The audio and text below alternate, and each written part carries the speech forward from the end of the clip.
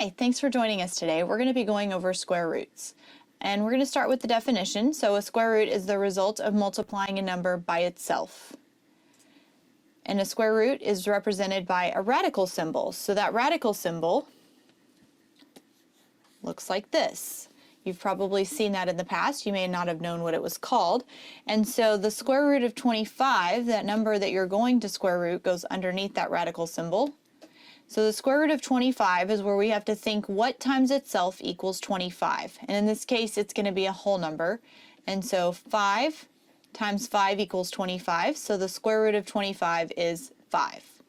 Now, if I were to put a negative in front of that radical symbol, I'm going to still find the square root of 25, which is 5, but my answer is going to be negative. So that changes it a little bit. And then if we are talking about perfect squares, a perfect square is a number whose square root is a whole number. So that means that the square root of 100 is 10. The square root of 81 is 9. The square root of 64 is 8. So, and so on. So what's the square root of 36? 6, because 6 times 6 is 36. So the square root of the perfect squares that you recognize are probably going to be 12 times 12 and less. So anytime you're multiplying a whole number times itself, then it's going to end up being the square root is going to be a perfect square. So now let's go over how do we figure out the square root when it's not a perfect square. So if you don't have a perfect square, you still have to somehow come up with an answer. So in this case, let's just go with the square root of 18. 18 is not a perfect square. The factors of 18 are 2 and 9, 1 and 18, 3 and 6. Okay, so none of those are perfect squares, whereas none of them can multiply by themselves to equal 18. So let's think about what is the perfect square that is less than 18, and what is the perfect square that is greater than 18. Now this is a fairly low number, so if we're talking about our perfect squares, we're talking about 3 times 3, 4 times 4, 5 times 5, 6 times 6. Those are going to equal your perfect squares. So 3 times 3 is 9. 4 times 4 is 16, that's pretty close to 18, so that's going to be the lower one. And then the next one higher would be 5 times 5, which is 25. So the square root of 16 is 4, the square root of 25 is 5. So now we have to figure out the square root of 18 is going to be between 4 and 5 on a number line, which means we're going to get a decimal.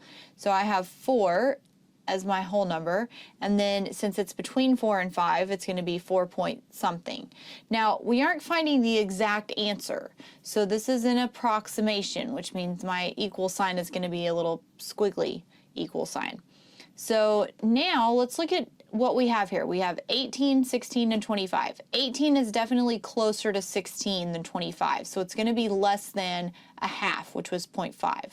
So since it's pretty close to 16, I'm going to estimate it as 4.2. Okay? Now, that doesn't necessarily mean that's the correct answer. That doesn't mean if you find the square root of 18 on a calculator, you're going to get 4.2 exactly. This is just an estimate. We're estimating to the nearest tenth. Okay? So let's go ahead and try some practice problems, and we're going to start out with perfect squares at the beginning. So the first one I have is the square root of 81. The square root of 81 would be 9, because 9 times 9 is 81. Then what if I have the negative square root of 49? The negative square root of 49. So the square root of 49 is 7, and then if I want to make sure that I keep my negative, it's going to end up being negative 7. Let's try a fraction.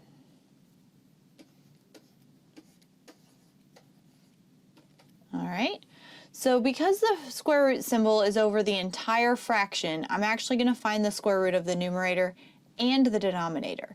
So the square root of 4 is 2, and the square root of 25 is 5. So that's it. That's our answer, 2 over 5.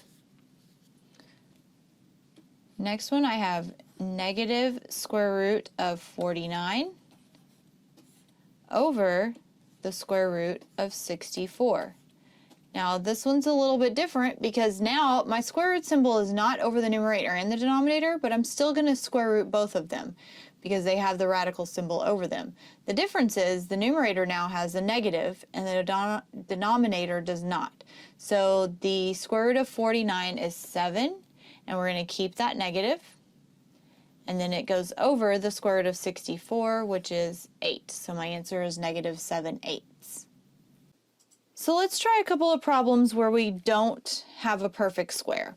So we're going to go back to our estimating. So I have the square root of 32. Now, I need to know what's less than that, and that's going to be the square root also. And then I need to know the perfect square that's greater than that. So the perfect squares that are near 32 are going to be 6 times 6, which is 36, and that one's bigger. And then the one lower is going to be 5 times 5, which is 25. So that would be the square root of 5. This is the square root of 6. So my answer is going to be approximately between 5 and 6, so 5 point. Now 32 on a number line, is it closer to 25 or 36? It's closer to 36, so it's going to be greater than a half, which is 0.5.